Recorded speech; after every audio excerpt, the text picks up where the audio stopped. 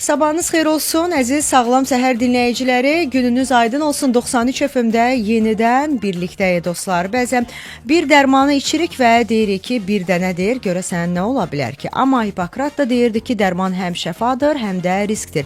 Məsələ onun necə istifadə etməyimizdədir. Elə bu səhər biz o incə xəttdən danışacaq. Dərman vasitələrinin əlavə təsirləri ilə qarşılaşdıqda nə etməliyik? Sağlam Radio 93 FM-də sağlam səhərdə bugün bu mövzunu müzakirə edirik. Qonağımız Fərid Həsənovdur və Fərid bəy Analitik Ekspertiza Mərkəzi Farmakonəzarət şöbəsinin müdürüdür. Sabahınız xeyir olsun Fərid bəy, xoş gəlmisiniz. Sabahınız xeyir, dəvətə görə təşəkkür edirəm, minnətdaram. Biz təşəkkür edirik Fərid bəy. Dostlar 055 93 490 93 bizim WhatsApp nömrəmizdir. Suallarınızı yazın, çünki sağlamlıq təsadüflərə buraxılacaq bir mövzu deyil. 2 saat ərzində Fərid bəy sizin suallarınızı məmnuniyyətlə cavablandıracaq.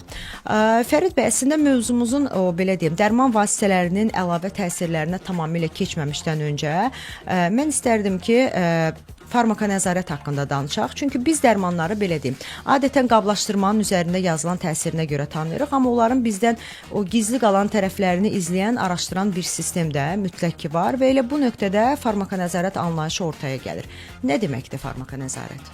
Çox düzgün vurğuluyursunuz. Bəli, əlavə təsirlərdən danışmadan əvvəl biz ilk öncə farmakonəzarətin nə olduğunu bir dinləyicilərimizə bildirək. Deməli, farmakonəzarət dərman vasitələrinin, əlavə təsirlərinin və dərman vasitələrinin istifadəsi zamanı yaranan arzu olunmaz təsirlərinin nəticələrinin araşdırılması, aşkarlanması, qiymətləndirilməsi və araşdırılması istiqamətində təşkil olunan elmi bir fəaliyyətdir. Xüsusilə, yəni dərman vasitələrinin qeydiyyatdan sonraki dövrdə, xüsusilə, yəni biz buna qeydiyyatdan sonraki dövr deyirik və o dövrdə farmakonəzarət sahəsi qoşulur və dərman vasitələrinin əlavə təsirlərinin toplanması, monitorinqi, bunlar ətrafında araşdırılması işlərini təşkil edir. Farmakonəzarətin nə olduğunu öyrəndik. Ümid edirəm ki, dinləyicilərimiz üçün də artıq aydınlaşdı. Çünki bu termin ola bilər ki, çox az eşidiblər bu ifadəni və onu aydınlaşdırdıq.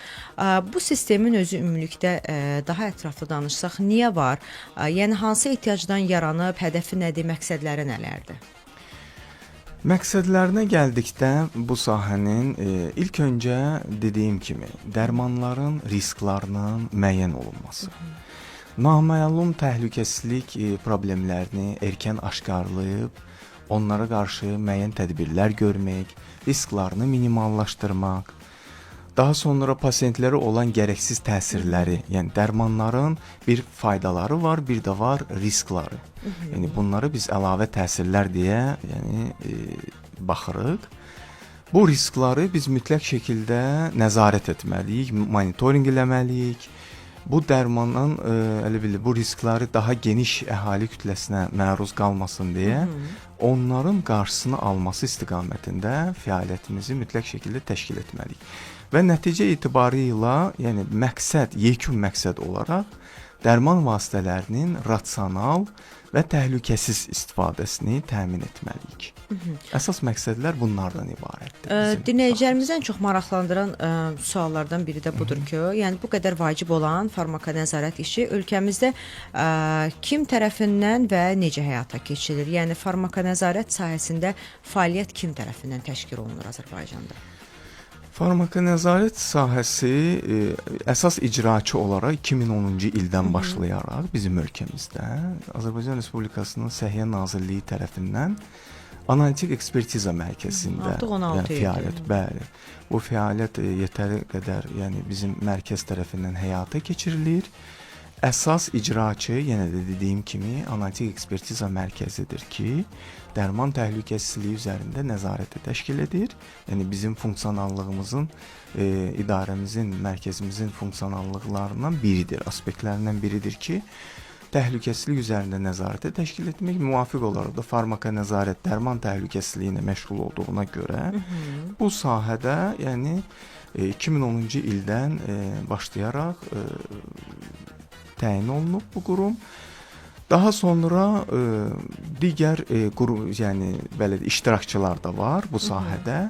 Onlar da öz işlərini qurmaq məcburiyyətindədirlər və qururlar. Bu sahədə işlərini görürlər. Bunlar dərman vasitələrinin qeydiyyat vəsiqə sahibləri, onların müvəkkil etdikləri şəxslər, hüquqi formasından asılı olmayaraq özəl, dövlət, müalicə profilaktika müəssisələri də özlərində farmaka nəzarət üzrə məsul şəxs təyin edərək fəaliyyətlərini qurmağa məcburdular. Yəni qanunvericilik tələb edir. Yəni bildiyiniz kimi 2019-cu ildən artıq dərman vasitələrinin farmaka nəzarət qaydaları işlənib hazırlanmışdır. O qaydanın tələblərinə görə bu qeyd etdiyim yəni müəssisələr bu fəaliyyəti təşkil etmək tələb olunur. Yəni onlardan ki, yəni bu fəaliyyət qurulsun. Bu da yəni beynəlxalq praktikadan gəlir. Belə deyək ki, dərmanların mütləq şəkildə monitorinqi təşkil etmək üçün bu müəssisələrin iştirakı məcburidir. Çünki bildiyimiz kimi müalicə profilaktika müəssisələrində şirkətlər tərəfindən yəni dərman vasitələrini işləyib, hazırlayıb, qeydiyyata salıb, dövriyyə salırlar, dərmanın satışını təşkil edirlər. Bu baxımdan yəni bu iştirakçılar mütləq şəkildə işlərini qurmalıdırlar və qururlar. Yəni bugünkü gündə biz bununla yəni məşğuluq belə deyək. Təşəkkür edirəm Fərid bəy, minnətdaram. Əziz dinləyicilər, xatırladaq ki, siz hazırda Sağlam Radio 93 FM-də səhərin ən faydalı saatlarında Sağlam Səhəri dinləyirsiniz. Bugün efirimizdə çox vacib və hər birimizi birbaşa maraqlandıran mövzudan danışırıq. Dərman vasitələrinin əlavə təsirləri ilə və bu hallarla qarşılaşdıqda nə etməliyik? Studiyamızın qonağı Analitik Ekspertiza Mərkəzinin Farmaka Nəzarət Şöbəsi müdiri Fərid Həsənovdur. Və biz dərmanların görünməyən tərəflərini bugün peşəkar baxışla müzakirə edirik. 055 93 490 93 bizim WhatsApp nömrəmizdir. Qısa bir fasiləmiz olacaq. Fasilədən dərhal sonra yenidən efirdə olacaq. Diqqətiniz bizdə olsun dostlar. Amma bir məqamı da vurğulamaq istərdim ki, biz sağlam həyat tərzini artıq hər addımda hiss edirik. İstər küçələrimizdə, istər parklarda və ya velosiped yollarında. Şəhərimiz gündən-günə daha aktiv, daha sağlam bir həyat üçün də uyğunlaşır. Bütün bunlarsa bizim rifahımız üçündür. Gəlin elə bu istiqamətdə maarifləndirici bir çarxımız var. Onu dinləyək. Daha sonra efirimizə qaldığımız yerdən davam edək. 93 FM-də saatlarımız 8:22-ni göstərir dostlar. Əgər sizdə indiyə qədər bu dərman mənə niyə belə təsir etdi deyə düşünmüsünüzsə, o zaman doğru dalğadasınız. Çünki Sağlam Radio 93 FM-də sağlam səhər verilişini dinləyirsiniz və bugün efirimizdə dərmanların təhlükəsiz istifadəsi mövzusundan danışırıq. Dərman vasitələrinin əlavə təsirləri ilə qarşılaşdıqda nə etməliyik? Bu haqda danışırıq. Qonağımız Analitik Ekspertiza Mərkəzi Farmaka Nəzarət Şöbəsinin müdiri Fərid Həsənovdur. Siz də suallarınızı yazıb Fərid bəyə ünvanlaya bilərsiniz. Fərid bəy, ümumiyyətlə necə oldu ki, bu farmaka nəzarət bu sahənin fəaliyyətinə bir ehtiyac yarandı? Tarixdə bir sıra dərman faciələri olmuşdu bildiyimiz kimi. 1957 bunlardan biri yəni talidomid faciəsidir ki, yəni tarixdə baş verib. Talidomid tərkibli dərman vasitəsi 1957-1961-ci illərdə xüsusilə istifadə olunub. Yəni bu dərman nə üçün istifadə olunub? Bəli, 4 il ərzində. Bəli, bu 4 il ərzində dövriyyədə olub. Bu dərman vasitəsini istifadə edən xüsusilə həkimlər o vaxtı hamilə qadınlarda ürək bulanmanın qarşısının alınması, toksikoz dediyimiz halın qarşısının alınması üçün istifadə ediblər. Və bu dərman vasitəsi çox ciddi, ağır əlavə təsirləri olmuşdur. Fəsadları olmuşdur. Bu dərmanın nə olmuşdur? Yəni bu hamilə qadınlar dünyaya uşaq gətirdikdə onların doğulan yeni uşaqlarda onları da ətraflarda malformasiya dediyimiz qüsurlu, inkişaf qüsurlarından dünyaya uşaqlar gəlmişdi. Yəni bu hardasa 10 mindən çox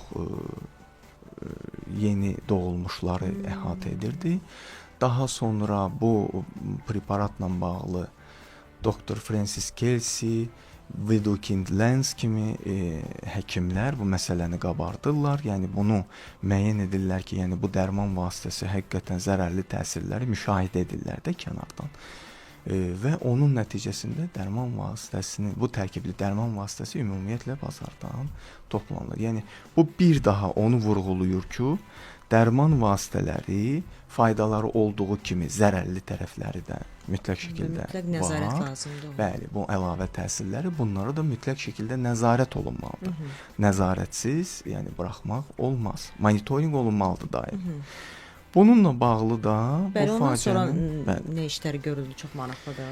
belə bir faciələrin təkrarlanmaması üçün Ümumdünya Səhiyyə Təşkilatı 1963-cü ildə assambleyada, yəni qətnamə qəbul edir və beynəlxalq dərman monitorinq proqramı hazırlanır ki, o beynəlxalq dərman monitorinq proqramında məqsədi, əsas məqsədi ondan ibarət olur ki, qlobal səviyyədə, yəni bütün dünyanın hər hansı bir yerində dərmanla bağlı yaranan risklar, təhlükəsizlik məlumatlarının ümumi bölüşülə biləcəyi bir statistik bazadır ki, Ümumdünya Səhiyyə Təşkilatının qlobal əlavə təsirlər haqqında bazası, WGBase dediyimiz bazadır ki, o bazaya, yəni bugünkü gündə 1968-ci ildə 12 ölkə bu proqrama qoşularaq, yəni ilk öncə başlayır bu proses.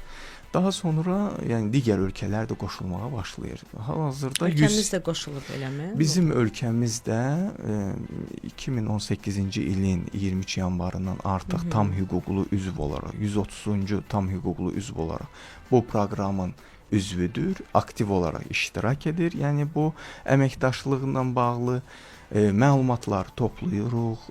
Bizim ölkəmizdə yaranan əlavə təsirlərlə bağlı mütləq şəkildə bu qlobal bazanla bölüşürük. Eyni zamanda bu qlobal bazada olan digər məlumatları, yəni paralel, yəni bizim ölkəmizdə yaranan əlavə təsirlərlə yanaşı eyni qrup dərmanların statistik məlumatlarını biz də görə bilirik. Yəni bu bizə böyük kömək olur ki, eyni zamanda biz araşdırma işləri, qiymətləndirmə işlərində bu məlumatları da istinad edək. Ümumiyyətlə məlumatımız olsun ki, yəni bizim ölkəmizdə baş verən hər hansı bir dərmanla bağlı yaranmış əlavə təsirlərlə bağlı digər ölkələrdə tendensiya nə şəkildədir? Biz danışırıq bu əlavə təsirlərdə. Mən istərdim ki, gəlin Fərid bəylə o əlavə təsirin özünün bir açıqlaması verək ki, əlavə təsir nədir? Əlavə təsirlər dərman vasitələri haqqında qanunda da qeyd olunduğu kimi, yəni belə bir bənd var, anlayış olaraq verilib ki, dərman vasitəsinin istifadə təlimatında göstərilmiş dozada istifadəsi zamanı orqanizmdə yaranan gözlənilməz mənfi reaksiyalar. Yəni biz bunları mənfi reaksiyalar olaraq qəbul edirik ki, yəni bu anlayış olaraq, yəni o qanunda istinad olunaraq, yəni tanış olmaq olar. Təşəkkür edirəm Fərid bəy. Dostlar, siz də suallarınızı yazıb göndərə bilərsiniz. Bizim qısa bir fasiləmiz olacaq. Fasilədən öncə isə sual-cavab rubrikamız var. Gəlin birlikdə dinləyək sual-cavabımızı, amma unutmayaq ki, sağlamlıq diqqət tələb edir, dərmansa olduqca böyük bir məsuliyyət tələb edir. Bugün bir dərmanı qəbul etdikdən sonra yaranan əlavə təsirlərin necə izlənildiyi və hansı addımların atılmalı olduğunu efrimizdə müzakirə edirik. Diqqətiniz bizdə olsun, dalğanı dəyişməyin. Qısa bir fasilədən sonra yenidən efirdə olacaq.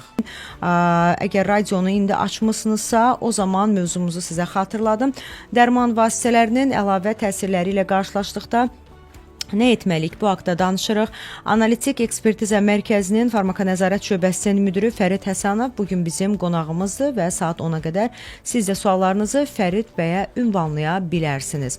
Fərid bəy, sual oluna bilər ki, ümumiyyətlə dərmanların əlavə təsirləri haqqında məlumatları onlayn əldə etmək istəyən vətəndaşlar hansı prosedurları həyata keçirməlidir? Vətəndaşlarımız ilk öncə, yəni bu məlumatı əldə etmək üçün iki yoldan istifadə edə bilərlər. İlk öncə bizim Analitik Ekspertiza Mərkəzinin rəsmi internet səhifəsindən daxil olaraq Farmaaz səhifəsinə daxil olaraq, yəni bizim Farmaaz səhifəsində digər məlumatlar da var. Dərman vasitəsinə bağlı, yəni axtarış yeri var. Bəli. Həmin səhifənin ilk səhifəsində daxil olunur, orada sağ hissədə müvafiq dərman vasitəsinin adını qeyd edərək axtarış olunaraq dərman vasitəsinə keçid olunur, yeni bir səhifə açılır. Həmin səhifənin qısa məlumat olur dərman vasitəsi barədə, onun qeydiyyat vəsiqəsi, digər məlumatları və aşağı hissəsində yüklə hissəsində içilik vərəqəni yükləmək, yəni dərman vasitəsi istifadə təlimatı dediyimiz o bölməni yükləmək mümkündür. Yüklədikdən sonra həmin bölmədə əlavə təsirlər, yəni içilik vərəqənin müvafiq olaraq Bəli.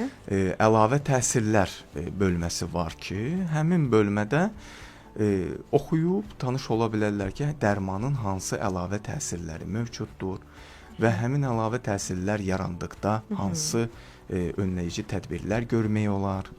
Müvafiq olaraq bu bir yol budur. İkinci yolu isə bildiyiniz kimi, yəni rəqəmsallaşan dünyamızda bugünkü gündə elektron resept tətbiqi, yəni artıq ölkəmizdə yəni istifadəyə verilmişdir.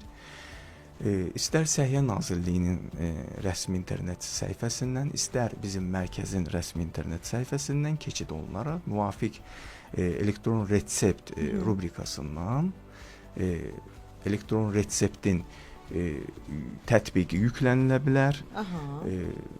Həmin tətbiqi eyni zamanda biz telefonumuz vasitəsilə yükləyə bilərik.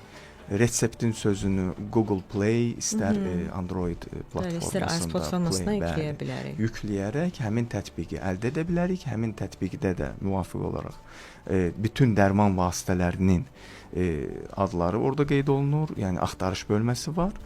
Oradan da axtarış olunaraq içilik vərəqədən əldə olunaraq, yəni onlayn şəkildə, yəni bu iki üsulla əldə etmək olar. Yəni bütün əlavə təsirlərə çıxış etmək olar, yəni onlayn şəkildə. Əslində bunun doğrudan da üstün tərəfi odur ki, bəzən biz gedirik aptekə dərman almağa və orada dəqiqələrlə vaxt keçiririk, açırıq, xahiş edirik satıcıdan, biz onu oxuyaq içliyini. Amma bu həqiqətən getməmişdən öncə reseptimizə uyğun şəkildə bütün dərmanlara baxırıq, oxuyuruq, yəni onlayn şəkildə. Sonra artıq ağlımıza bir sual qalmadan, bu doğrudan da vaxta da qənaət olur bir növ. Ağlımıza bir sual qalmadan gedib artıq o dərmanları əldə edə bilərik aptekdən. Yəni belə deyək, bu onlayn şəkildə, yəni sual olunub, yəni bu suala cavab verdik. Eyni zamanda, yəni içilik vərəqələr qutularının içində Təbii də var. Var içində. Yəni əvvəlcədən məlumatlı olmaq istəyən insan üçün daha rahatlıq gətirir bunu evdən artıq onlayn əldə etmək. Evdən artıq onlayn şəkildə, bəli, reseptiniz əlinizdə, daxil olursunuz, müasir dövrdə yaşayırıq da, yəni elektron şəkildə əlavə təsirlərə də belə bu şəkildə baxa bilərik. Təşəkkür edirəm Fərid bəy, əziz dinləyicilər. Dərman qəbul edərkən bədəninizin verdiyi siqnallar sizə bəzən çox şey deyir, amma bu siqnalları düzgün oxumaq üçün məlumatlı olmaq da vacibdir. Bu mövzuda söhbətimiz davam edəcək. Dərman vasitələrinin əlavə təsirləri və bu hallarda atılmalı olan addımları müzakirə edirik dostlar. Qısa bir fasiləmiz olacaq. Fasilədən dərhal sonra yenidən efirdə olacaq. Diqqətiniz bizdə olsun, dalğanı dəyişməyin. Az sonra yenidən eşidiləcək dostlar. 93 FM-də dostlar, yavaş-yavaş birinci saatımızın sonuna yaxınlaşırıq. Sizin də suallarınız varsa yazın, göndərin. Olduqca maraqlı bir mövzudan danışırıq. Bugün dərman vasitələrinin əlavə təsirləri ilə qarşılaşdıqda nə etməli? Qonağımız Analitik Ekspertiza Mərkəzinin Farmakonəzarət şöbəsi müdiri Fərid Həsənovdur və suallarınızı siz də bizə yaza bilərsiniz. Əgər az öncə bizə qoşulmuşsunuzsa narahat olmayın, çünki vacib məqamlar haqqında danışmışıq, amma ən vacib məqamlarımız da hələ qarşıdadır, onlar haqqında danışacaq. Fərid bəy, biz əslində Fərid bəylə bu reklam fasilələrində söhbət edirdik və orada da qeyd edirəm ki, hər işin əslində bizim bilmədiyimiz bir mətbəxi var. Kənardan rahat görünür, asan görünür. Yəni ən yaxşı halda bizim edə biləcəyimiz həkimin təyinatından bizə dərman yazır, resept əldə edirik və gedirik aptekdən onu alırıq. Amma bura gələnə qədər o qədər xırda doğrudan məqamlar, o qədər mərhələlər var ki, mənə elə gəlir ki, 2 saat bunun üçün danışmaq üçün zaten azdır. Amma maksimum şəkildə, qısa, lakonik bir şəkildə o dinləyicilərimizə də çalışırıq ki, çatdıraq. Və buna görə də Fərid bəy istərdim ki, aydınlıq gətirək ki, dərman vasitələrinin, daha doğrusu dərman vasitələri qeydiyyata alınmazdan əvvəl hansı mərhələlərdən, etaplardan keçir? Yəni bilək ki, o bir flakon bizə gəlib çatana qədər hansı yolları keçir? Düzdür, çox gözəl vurğulayırsınız. Yəni çox əhəmiyyətli bir məqamdır və eyni zamanda bu əlavə təsirlərin də əhəmiyyəti o məqamdan başlayır. Bəli, oradan başlayır. Yəni təhlükəsizliklə bağlı məlumatlar əldə olunur. Yəni bildirim ki, hər bir dərman vasitəsi işlənib hazırlanma mərhələsindən keçir qeydiyyata qədər. Bu işlənib hazırlanma mərhələsində mütləq şəkildə klinikaya qədər, yəni heyvanlar üzərində tədqiqatlar aparılır və klinik tədqiqatlar və insanlar üzərində tədqiqatlar aparılır.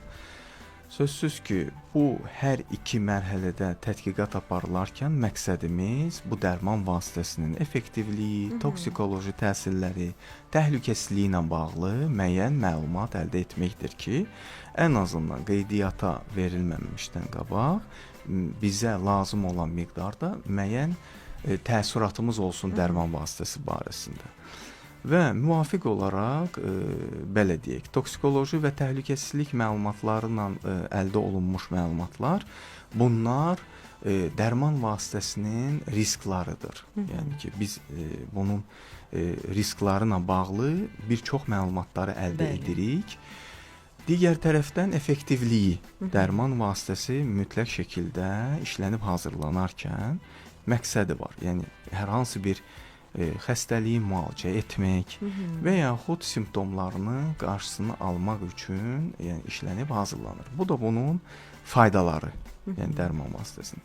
Yəni belə deyək, dərman vasitəsinin bu riskları və faydaları tərəzini gözü kimi təsəvvür edək.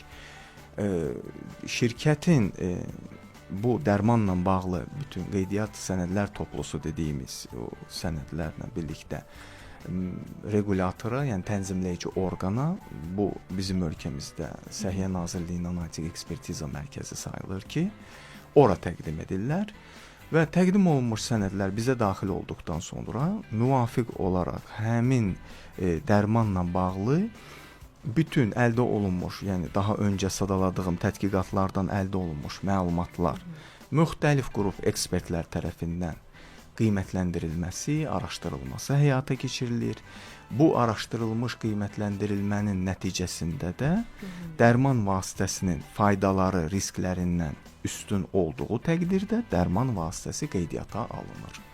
Yəni biz buna qeydiyyata qədər olan dövr, daha sonra qeydiyyatdan sonraki dövr yəni qoşulur. Burada da xüsusilə farmaka nəzarət sahəsinin əhəmiyyəti danılmazdır ki, yəni burada da monitorinq, bu dərman vasitələrinə bağlı əldə olunmuş digər, yəni ki, təhlükəsizlik məlumatları. Yəni bu klinik tədqiqatlarda bildiyiniz kimi müxtəlif yəni klinik tədqiqatlara cəlb olunmuş insanların, yəni bu qrupların, populyasiyanın sayı müəyyən məhdudiyyət təşkil edir. Yəni belə deyək 5000 nəfərə qədər olur. Daha sonra klinik tədqiqatlardan əldə olunmuş əlavə təsirlər daha çox rast gəlinən əlavə təsirlər olur.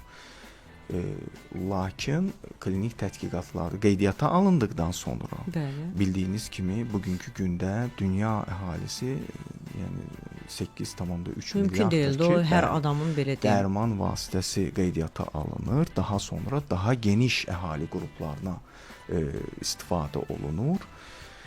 Belə ki, yəni klinik tədqiqatlarda digər həssas qruplar, məsəl üçün pediatrik, hamiləlik və süd vermə dövründə olan qadınlar, geriatrik, yəni yaşlı qrup, yəni 65 yaş üzəri olan qruplar, populyasiyalar bu tədqiqatlara cəlb olunmur. Amma bildiyimiz kimi dərman vasitəsi qeydiyyata alındıqdan sonra bu kimi qruplara istifadə olunur. Və sözsüz ki, bu kimi qruplarda istifadəsi zamanı digər məlumatlar əldə olunur.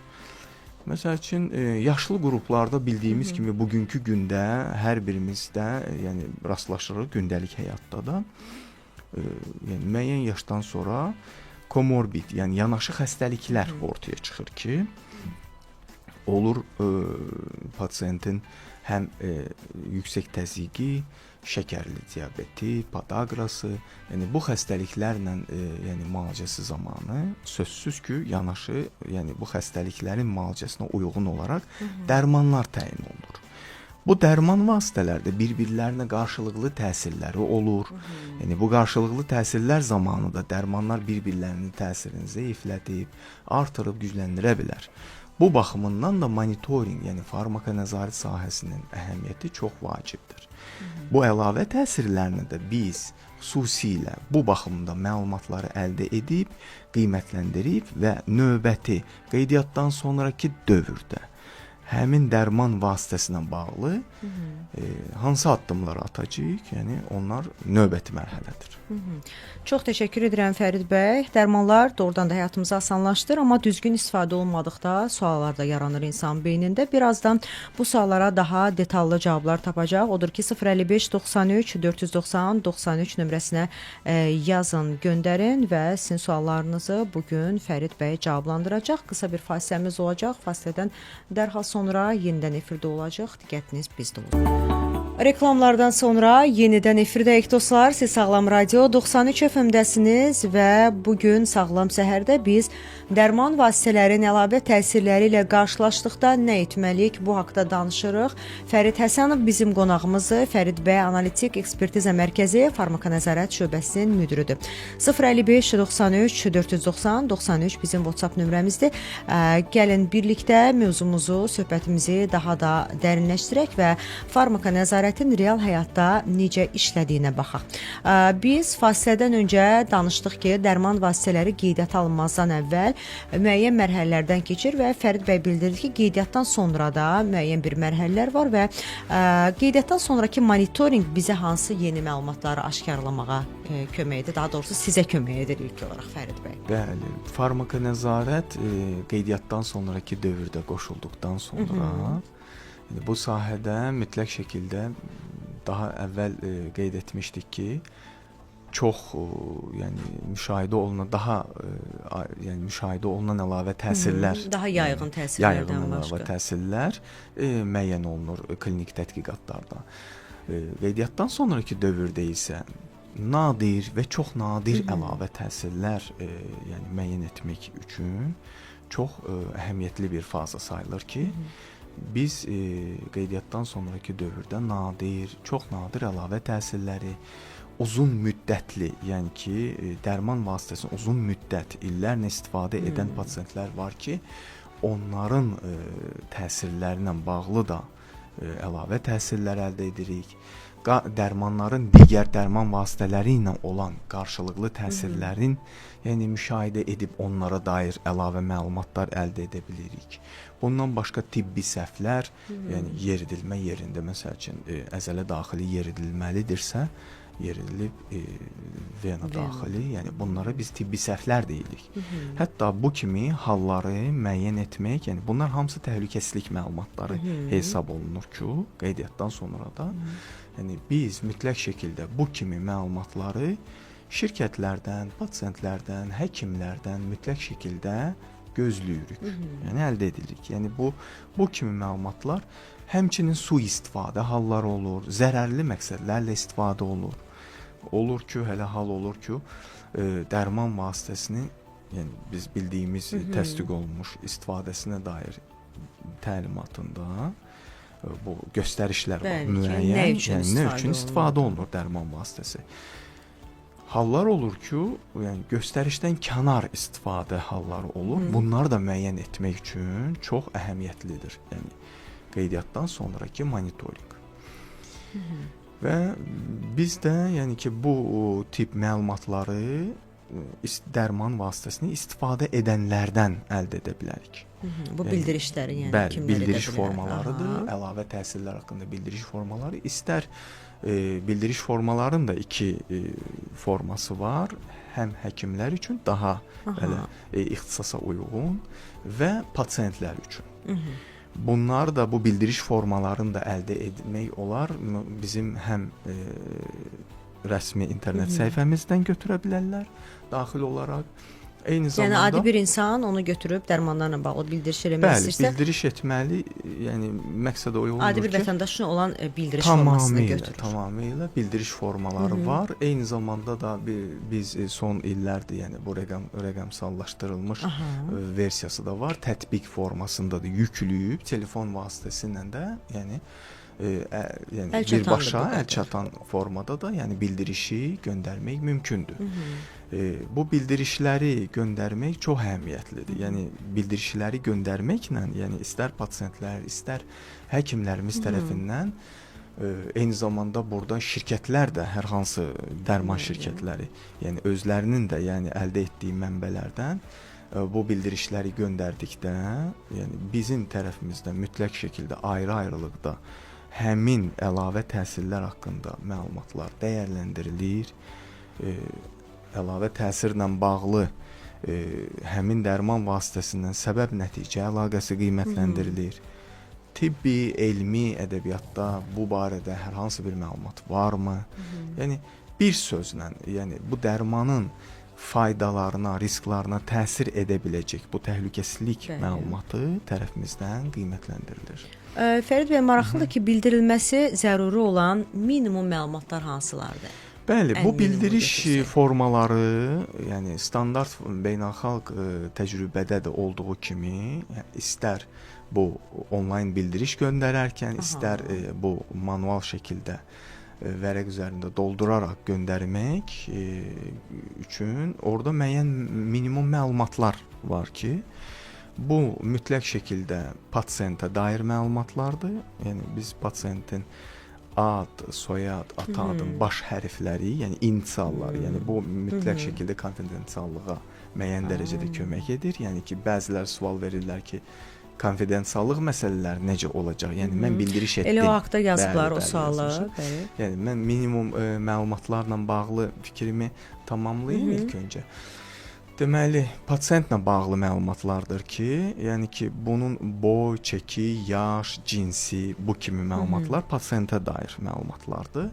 Daha sonra əlavə təsir haqqında, yəni yaranan əlavə təsiri təsvir etmək mütləq şəkildədir ki, tutaq ki, pasiyent bildirir ki, məndə baş ağrısı olub. Mütləq şəkildə baş ağrısı qeyd edir ki, baş ağrısı olub, haçan başlayıb və nə vaxt bitib və ya bitibsə bitib, ya bitməyibsə, yəni açıq olaraq saxlayırlar blank formasında. Digər tərəfdən dərman vasitəsinə bağlı. Sözsüz ki, bu əlavə təsiri hər hansı bir dərman vasitəsi yaratır. Yəni şübhələnilir ki, yəni bu dərman vasitəsini içdim, ondan sonra bu əlavə təsir yarandı. Bununla da bağlı dərman vasitəsinin ticarət adı ola bilər, molekulası yazıla bilər orada, yəni təsir edici maddə olaraq göstərilə bilər. Eyni zamanda dərman vasitəsinin başlama vaxtı, bitmə vaxtı, dozası, bu kimi məlumatlar. Hətta tibb işçiləri tərəfindən dərman vasitəsi yəni kəsildimi, daha sonra yenidən təyin olundumu, bu kimi digər məlumatlar da qeyd oluna bilər. Digər tərəfdən də dördüncü bir hissə, yəni ki, o çox vacib hissələr, yəni göndərənə dair məlumat. Kim tərəfindən göndərir? Pasiyent isə pasiyentin özünə dair məlumatlar qeyd olunur. Əlaqə nömrəsi, ad, soyad. Digər tərəfdən həkim tərəfindən göndərilibsə, həkim öz məlumatlarını daxil edir. Şirkətdirsə, şirkət özünə dair məlumatlar daxil edir. Yəni ümumilikdə bu blank formasını doldurmaq, yəni ki, bir bildiriş etmək 4 dəqiqədən çox vaxt almır. Yəni ki, onu bildirmək istəyirəm ki, yəni bu sizdə çox vaxt sərf etməyə vadar etməyəcək. Bəli, bəli. Əziz dinləyicilər, doğrudan da bəzən bir məlumat sağlamlığımız üçün ən azı dərman qədər önəmli olur. Elə buna görə də bugünkü mövzumuz hər kəs üçün, hər bir ailə üçün aktualdır. Farmaka nəzarətin ölkəmizdə necə təşkil olunduğundan danışdıq, ümumiyyətlə məqsədindən danışdıq. Sizin də suallarınız varsa yazıb göndərə bilərsiniz. Sağlam Radio 93 FM-də Sağlam Səhər qısa bir fasilədən sonra davam edəcək. Diqqətiniz bizdə olsun, dalğanı dəyişməyin. Verilişimizin növbəti hissəsində və saatlarımız 9:25-i göstərir dostlar. Siz də suallarınızı yaza bilərsiniz. Birazdan artıq dinləyicilərin suallarını Fərid bəyə ünvanlayacaq və Fərid bəy dinləyicilərin suallarını cavablandıracaq. Yeri gəlmişkən mövzumuzu bir daha xatırladım ki, dərman vasitələrin əlavə təsirləri ilə qarşılaşdıqda nə etməliyik? Bugün bu haqda danışırıq. Analitik Ekspertiza Mərkəzinin Farmakonəzarət şöbəsi müdürü Fərid Həsənov bugün bizim qonağımızdır. Biz Fərid bəylə az öncə bildiriş formalarından danışdıq. Bildirilməsi zəruri olan minimum məlumatlar hansılardır? Bunlar haqqında danışdıq. Fərid bəy, məlumatlar, bu danışdığımız bu məlumatlar hara daxil olur və göndərilən məlumatlar necə qiymətləndirilir? Bəli, çox yerində verilmiş sualdır. Yəni çox sağ olun suala görə. Onu bildirmək istəyərdim ki, bəli, bildiriş tərtib olundu. Daha sonra bizim mərkəzə, Analitik Ekspertiza Mərkəzinə istər poçt vasitəsilə, istər onlayn olaraq dediyim kimi rəqəmsal tətbiq vasitəsilə göndərilir. Daxil olduqdan sonra bu məlumatlar mütləq şəkildə bizim elektron bazamıza, yəni ki, əlavə təhsillər haqqında bazamıza daxil edilir və bütün bu qeyd olunan məlumatlar bir-bir işlənilir. Yəni elektron şəkildə gəldikdə birbaşa sistemə oturur. Digər tərəfdən manual olaraq əllə doldurulan kağızlar, bildiriş formasında olanlar sözsüz ki, bizim mütəxəssislər tərəfindən bu elektron bazaya yerləşdirilir və növbəti mərhələ başlayır. Həmin bildirişin tamlığı qiymətləndirilir. Yəni o dediyim minimum məlumatlar həqiqətən daxil edilibmi?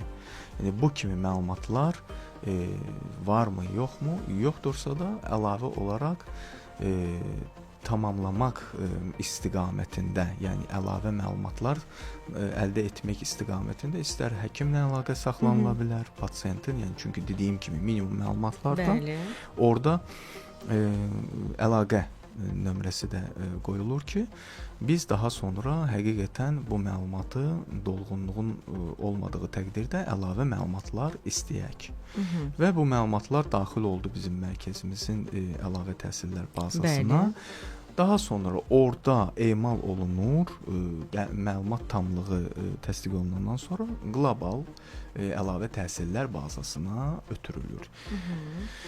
Bu şəkildə uyğunsuzluq olduqda isə tədbirlər görülür. Sözsüz ki, uyğunsuzluq olduqda, əlavə təsirlərlə bağlı ciddi problemlər aşkar olunduqda, yəni ciddi təhlükəsizlik məlumatları olduqda biz növbəti mərhələyə keçirik ki, bu müxtəlif qərarlar ola bilər ki, yəni bu dərmanlarla bağlı əlavə təsir var ki, dərman vasitəsinin içilik vərəqəsində müəyyən dəyişikliklərə səbəb olur.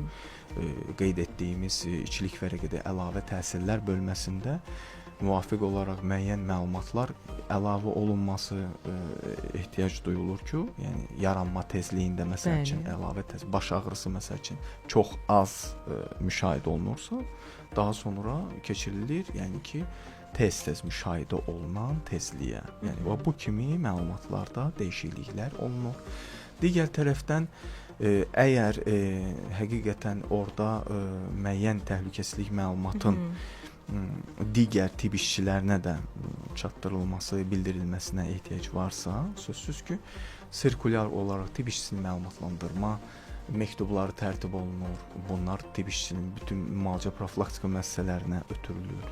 Digər tərəfdən dərman vasitəsini qeyd etdiyim kimi içilik vərəqəsində dəyişiklik, növbəti hələ hallar ola bilər ki, dərman vasitəsinin ümumiyyətlə Azərbaycanda əczaçılıq bazarından geri çağırılması prosesinə səbəb olsun. Hətta müəyyən seriyalar, bəli, yəni bu məlumat təhlükəsizlik məlumatıdır. Yəni biz də bununla bağlı müəyyən operativ işlər görmək zəruriyyəti tələb olunur ki, yəni biz bunları icra edirik.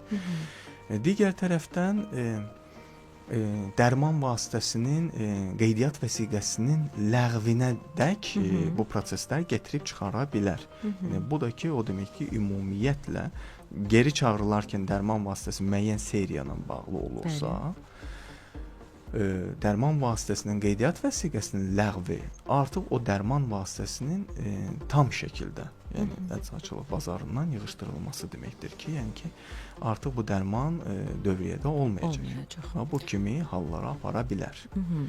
Bayaq biz konfidensiallıq haqqında danışırdıq Fərid bəy. Bir dinləyicimiz elə dedim ki, soruşur ki, məlumatların konfidensiallığına gəldikdə hansı tədbirlər görülür və göndərdiyim şikayət araşdırılan zaman adlar açıqlanacaqmı? Bu bir çoxlarını narahat edən bir məqamdır, yəni konfidensiallıqla bağlı. Bununla bağlı bizdə qanunvericilikdə də öz əksini tapmışdır. Yəni dərman vasitələrinin farmaka nəzarət qaydasında 19.2 bəndində də qeyd olunub ki, mərkəzə daxil olan məlumat tam şəkildə qorunur. Yəni bu kimi məlumat, yəni kənara, yəni açıqlanmır. Bəli. İstər pasientin məlumatları dediyim kimi, zaten pasientlə bağlı minimum məlumatlarda biz daha öncə sadaladıq ki, pasientin adı, soyadı açıq şəkildə yazılmayıb, yəni sadəcə baş hərfləri, inisiallar göstərilməklə bildirilə bilər. Yəni zaten burada da artıq konfidensiallıq qorunur. Digər tərəfdən də göndərən şəxsin məlumatları tam şəkildə bizim tərəfimizdən qorunur. Siz də yazın dostlar, suallarınızı dərmanların əlavə təsirlərinin izlənilməsi mexanizmlərini müzakirə edirik. Əgər siz də dərman qəbul edərkən bir tərəddüd yaşamısınızsa, bu söhbət məhz sizin üçündür. Sonuncu fasiləmiz olacaq və ondan öncəsə sual-cavab rubrikamız var. Gəlin birlikdə dinləyək, daha sonra efrimizə qaldığımız yerdən davam edək. Efrimizin son hissəsinə gəldik, çatdıq dostlar və sizin də suallarınız üzərinə bildirişlərlə bağlı bizim dinləyicilərimiz bir çox suallar ünvanladılar və onların suallarını ümumiləşdirərək Fərid bəyə soruşmaq istərdik ki, bu bildirişlərlə bağlı, bildirişlərin pasientlər olsun, ümumiyyətlə vətəndaşlar olsun, həkimlər olsun, fərq etməz. Onlar tərəfindən göndərilməsi üçün daha hansı tədbirlər görünür, daha hansı təbliğat formalarının olması gələcəkdə, yəni yaxın gələcəkdə gözlənilir? Çox yerində verilmiş sualdır. Yəni ki, çox sağ olun suala görə. Onu qeyd etmək istəyirəm ki, yəni doğrudan da bu əlavə təsirlərlə bağlı bildirişlərin göndərilməsində mərkəz tərəfindən müxtəlif işlər görülür. Onlardan ən əhəmiyyətlisi, yəni belə deyək, vaxtı-vaxtında tibb işçilərinə, yəni bu barədə treninqlər keçirilir. Yəni bunlara məlumat verilir ki, yəni bildiriş forması, hansı göndərilmə üsulları var, göndərilərkən hara göndərirsiniz, nə tip qərarlar verilir qiymətləndirilməsi nəticəsində. Bundan başqa əhalimiz arasında da, yəni vətəndaşlarımız arasında məlumatlılığın artırılması istiqamətində də vaxtı-vaxtında mərkəzin müxtəlif sosial şəbəkələrində, istər LinkedIn, Instagram, Facebook səhifəsində, rəsmi internet səhifəsində də bu barədə qısa-qısa, yəni rubrikalar gedir ki, bildirişləri hara göndərmək lazımdır, nə işlər görmək lazımdır. Eyni zamanda Ümumdünya Səhiyyə Təşkilatı ilə də biz hər il olduğu kimi bu dərman təhlükəsizliyi həftəsi keçirilir. Yəni bununla bağlı, yəni müxtəlif qısa roliklar olur. Orada qısa mesaj verilir ki, pasientlər bu əlavə təsirləri yaşayarlarsa, yəni əlavə təsir ümumilikdə nədir? Bu baş ağrısı, məsəl üçün allergiya halı varsa, məsəl üçün səpki, qızartı, bunları biz əlavə təsirlər deyirik də, sadə dildə desək. Bu əlavə təsirləri göndərilməsi üçün təbliğat, təşviqat proqramları var ki, yəni biz bu təhlükəsizlik həftəsinə qoşularaq bu barədə vaxtı-vaxtında noyabr ayında keçirilir. Hər ilin bizim səhifəmizdə də dərc olunur. Bu məlumatlara, yəni ki, biz daim nümayiş etdiririk ki, yəni əhalimiz də məlumatlı olsun, daim bu məlumatlarla tanış olub bizə də təqdim etsinlər bildirişləri. Yəni yenə də bir daha vurğulamaq istəyirəm ki, bu bildirişləri göndərməklə, yəni aktiv şəkildə bu məlumatları bizə təqdim etməklə, yəni biz bir vətəndaş olaraq kiminsə həyatını qurtarmış oluruq. Bəli, hər hansı bir təhlükəsizlik məlumatın daha geniş əhali qruplarına yayılmağının qarşısını almış oluruq. Yəni bu çox önəmlidir. Yəni ki, biz buna, yəni bu şəkildə baxmalıyıq. Yəni bir daha çağırıram ki, bütün yəni bizi dinləyicilər tərəfindən də aktiv olaraq iştirak olunsun. Yəni müşahidə etdiyiniz dərman istifadəsinə bağlı şübhəli əlavə təsirlər, bunları mütləq şəkildə bizim mərkəzə bildirsinlər. Çox təşəkkür edirəm Fərid bəy, çox minnətdaram. Amma sonda bir sualım var və istərdim onunla da yekunlaşdıraq. Biz əlavə təsirlərdən, bildiricilərdən, hər bir şeydən danışdıq və bu anda bir məqam yadıma düşdü ki, bəzən insanlar əlavə təsirləri görür. Bu hamımıza aiddir. Məncə həyatımızda ən azı bir dəfə bunu eləmişik, amma ona əhəmiyyət vermirik. Yəni görürük, içliyi oxuyuruq, çox da əhəmiyyət vermirik. Və çox istərdim ki, sonda bu səhər bizi dinləyən hər kəs üçün son və ən vacib xəbərdarlığınız nə olardı bununla bağlı? Mütləq, yəni biganə qalmayaq. Mütləq şəkildə, yəni ki, biz buna belə deyək də, dərman vasitəsini istifadə ediriksə, mütləq şəkildə diqqətli olmaq. Kör-körənə istifadə etməyək, içilik vərəqiyə istinad edək. Əgər əlavə təsirlər bölməsini oxumuruqsa, yəni bu bizim yəni ki, bir tərəfdən zəifçiliyimizdir. Yəni mütləq şəkildə biz oxuyub tanış olmalıyıq. Eyni zamanda o əlavə təsirlər hissəsində qeyd olunur ki, əgər əlavə təsirlər müşahidə olunarsa, mütləq şəkildə həkiminizə, əczaçınıza danışın, bunu bildirin. Yəni bu çox önəmli bir faktdır. Bu hissəni də qaçırırıq. İçilik vərəqəni, yəni biz belə baxmalıyıq ki, bütün bu görmüş olduğumuz tənzimləmə işinin yekun materialı olaraq bu içilik vərəqəsi hesab olunur ki, bəli. Yəni bu bütün qiymətləndirmə, araşdırmanın yekun məhsuludur ki, içilik vərəqə. Yəni bu bütün hər yerdə, yəni bu materiala, yəni biz mütləq şəkildə biganə qalmamalıyıq. Yəni mütləq oradan oxuyub tanış olmalıyıq. İstər bu həkim üçün, istər pasiyentlər üçün çox önəmli materialdır. Bizim dildə desək, farmakonəzarət sahəsində buna risk minimallaşdırma, yəni hesab olunur, materialı hesab olunur. Buna görə də, yəni eyni zamanda fürsətdən istifadə edib bir digər məlumatı da vermək istəyirəm ki, tərəfimizdən eyni ilə daha geniş təşviqat, təbliğat planlaşdırılır ki, bu əlavə təsirləri bildirilməsi üçün stikerlər hazırlanır. Stikerlərin üzərində QR kod, istər müalicə profilaktika müəssisələrində, gözlə görülən yerlərdə, istər apteklərdə, aptek şəbəkələrində, aptek müəssisələrində orada yerləşdirilməsi gələcək planlarımızdan biridir ki, halimiz, yəni smart telefondan, ağıllı telefonlar vasitəsilə QR-ı skan edərək, yəni bildirişi tətbiq vasitəsilə göndərə bilsinlər. Əla, bu əlçatımlığı biraz da artırır. Bir daha çox təşəkkür edirəm Fərid bəy, çox minnətdaram sizə. Biz sizə minnətdarıq. Çox sağ olun, dəvət etdiniz, vaxt ayırdınız. Yəni çox əhəmiyyətli bir mövzunu vətəndaşlarımıza, dinləyicilərimizə, əhalimizə çatdırmaq imkanı yaratdınız. Çox təşəkkür edirik və dostlar, dərman həqiqətən də məlumatla birlikdə qəbul edildikdə şəfadır. Bu fikirlə də bugünkü sağlam səhər verilişini yekunlaşdırırıq. Bir daha xatırladım ki, qonağımız Analitik Ekspertiza Mərkəzinin Farmakonəzarət şöbəsinin müdiri Fərid Həsənov idi. Sağlam Radio 93 FM-də qalın dostlar, çünki sağlamlıq da elə diqqətdən başlayır. Bizdən bugünlük bu qədər, sabah yenə də eyni saatda eşidilərik.